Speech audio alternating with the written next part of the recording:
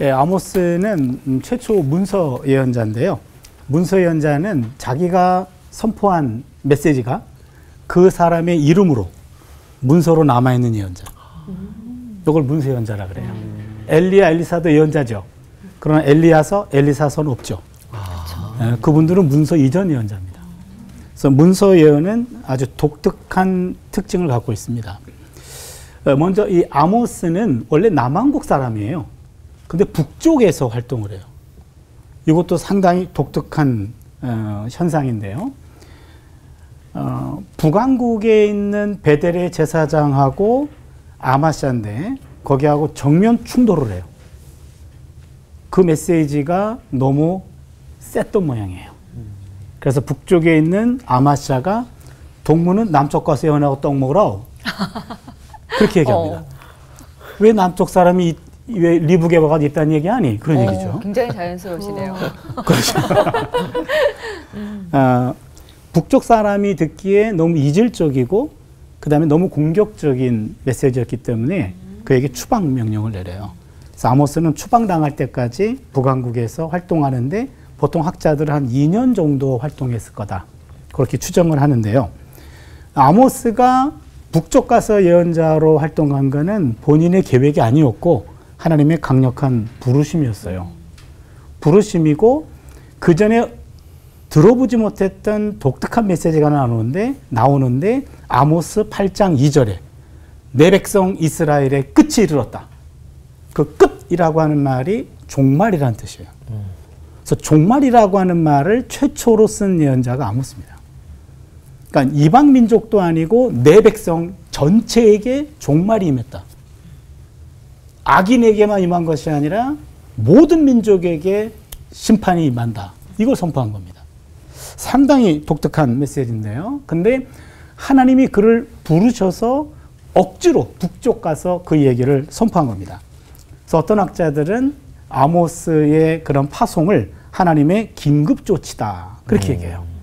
아모스는 직업적인 예언자도 아니었습니다. 또한 전업 예언자도 아니었습니다. 부유한 농부였어요. 그런데 아무런 생계 어려움이 없었던 아모스를 하나님이 불러가지고 북쪽으로 던져버린 거예요. 평신도입니다. 그렇다면 오늘 말로 하면 평신도 선교사가 될 텐데 아니 북쪽에는 사람이 없나? 북쪽에 선지자들도 있고 종교 지도자들도 있고 제사장들도 있는데 북쪽에 있는 많은 종교 지도자들이 영적으로 눈이 어두웠던 거예요. 그 누구도 하나님의 마음을 온전히 읽어낼 수 있는 지도자들이 없었습니다. 아마도 그 당시 종교 지도자들이 영적으로 태만하거나 무능하거나 타락했을 것 같아요. 높은 자리에 있다고 그가 지도자가 아니에요. 높고 낮음의 자리와 상관없이 깨어있는 자가 지도자예요. 평신도 아모스의 북왕국 파송, 하나님의 긴급 조치로 그를 보낸 것은 잠자고 있는 종교 지도자들을 제껴두고 깨어있는 평신도를 들어서 하나님이 사용하신 겁니다. 이 시대도 마찬가지죠. 하나님은 잠든 지도자가 아니라 깨어있는 평범한 자를 들어서 사용하십니다. 이 아모스의 가장 중요한 메시지, 그거는 정의죠. 우리가 늘 알고 있듯이 정의라고 하는 말은 한마디로 이야기하면 약자들을 돌보는 거예요. 정의에 대해서는 성경에서도 여기저기에 나오기 때문에 오경에 나오는 정의가 다르고 그 다음에 역사서에 나오는 정의가 다르고 예언서에 나오는 정의가 달라요. 특히 예언서에 나와 있는 정의의 개념을 우리가 되살려야 되는데 예언서의 정의는 약자를 돌보는 겁니다. 아모스는 가난한 자고 힘없는 사람들을 억압하는 상류층 사람들에게 아주 매섭게 책임을 물었어요. 아모스 4장 1절을 보면 사마리아 산에 있는 바산의 암소들아 이 말을 들으라. 너희는 힘 없는 자를 학대하며 가난한 자를 압제하며 가장에게 이르기를 술을 가져다가 우리로 마시게 하라 하는도다. 이러면서 상류층에 있는 부인들을 향해서 날카로운 메시지를 전했던 것 바로 아모스입니다. 이 아모스의 핵심 메시지는 한마디로 얘기한다면 가난한 약자들을 무시하고 외면하고 학대하는 자들 혹은 그런 공동체는 아무리 열심히 예배를 드려도 하나님이 그 예배를 받을 수 없다라는 겁니다. 아까 5장 24절 그걸 이해하기 위해서는 21절부터 조금 봐야 되는데요. 제가 한번 읽어드릴게요. 내가 너희 절기들을 미워하여 멸시하며 너희 성회들을 기뻐하지 아니하나니 너희가 내게 번제나 소제를 드릴지라도 내가 받지 아니할 것이요 너희의 살진 희생의 화목제도 내가 돌아보지 아니하리라. 내 노랫소리를 내 앞에서 그칠지어다 내 비파 소리도 내가 듣지 아니하리라. 온갖 제물과 온갖 찬양과 온갖 성회를 다 집어쳐라 이렇게 얘기합니다. 그리고 나온 말이 오직 정의를 물같이 공의를 마르지 않는 강같이 흐르게 하라. 정의와 공의가 없는 예배는 하나님과 무관하다라는 이야기죠. 한마디로 말하면 약자들을 돌보지 않는 사람들의 예배는 하나님이 받을 수 없다라는 겁니다. 오늘의 한국교회도 아모스 시대의 북왕국같이 예배가 부족한 것이 아니라 정의가 부족한 것이 더 문제가 아닐까. 정의라는 단어는 교회의 설교자나 교인들의 기도 속에서 얼마나 많이 오르고 있는가. 더 어려운 약자들을 얼만큼 우리가 마음에 품고 그리고 살아가고 있는가. 그런 약자들에 대한 의식과 약자들에 대한 돌봄이 없는 예배는 하나님이 받을 수 없다라고 하는 거죠. 그렇다면 오늘 우리에게 필요한 그것은 바로 정의의 예배자입니다. 우리의 일상에서 그것이 가정이건 가정에서도 가장 약한 지체들을 돌보고 직장에서도 가장 힘들어하는 사람들을 먼저 의식하고 교회 안에서도 잘 나가는 사람보다는 지치고 어렵고 힘들어하는 사람들 그 옆에 서줄 수 있는 그러한 예배자들, 이런 정의의 예배자를 하나님은 오늘도 찾고 계십니다. 정의를 외치는 것도 중요하지만 더 중요한 것은 정의의 삶을 사는 거죠. 우리 안에 늘 나보다 더 연약한 지체들을 마음에 두는 그런 예배자가 될 수 있기를 바랍니다. 아멘. 기도합니다.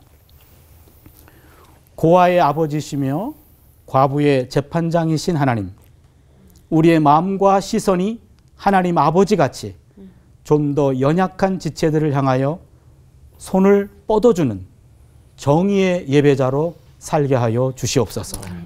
예수님의 이름으로 기도드립니다. 아멘. 아멘.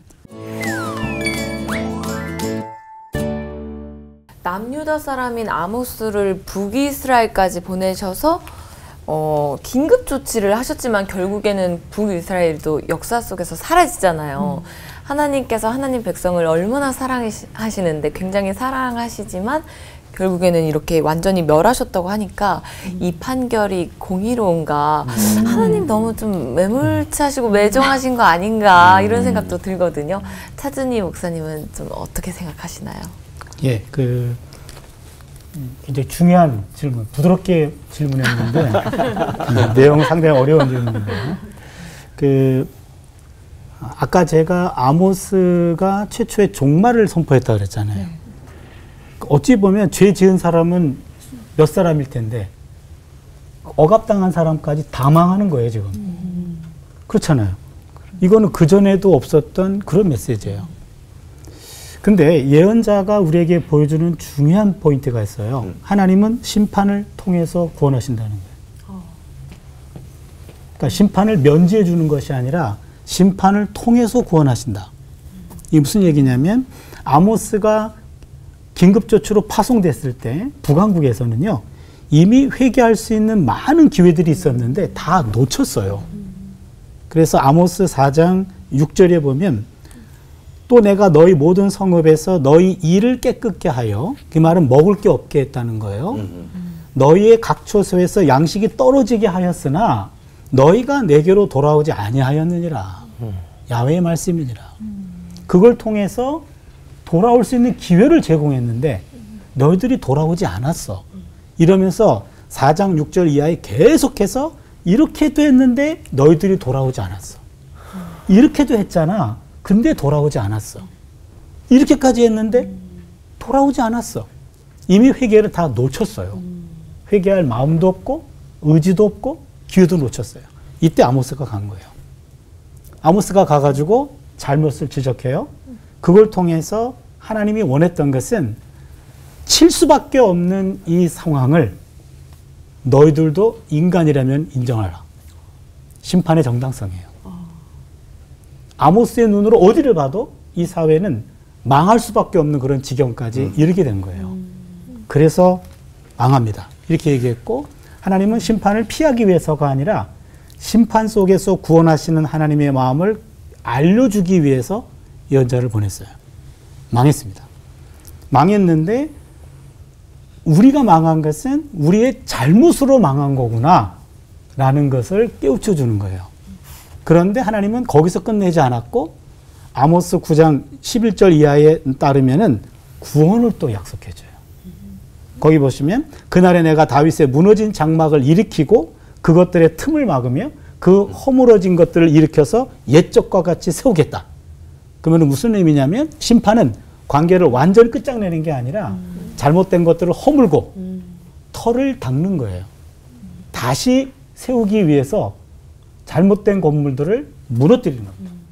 그래서 예언자들의 메시지가 심판을 얘기하고 있지만 결국 심판을 통한 구원을 말하는 거예요.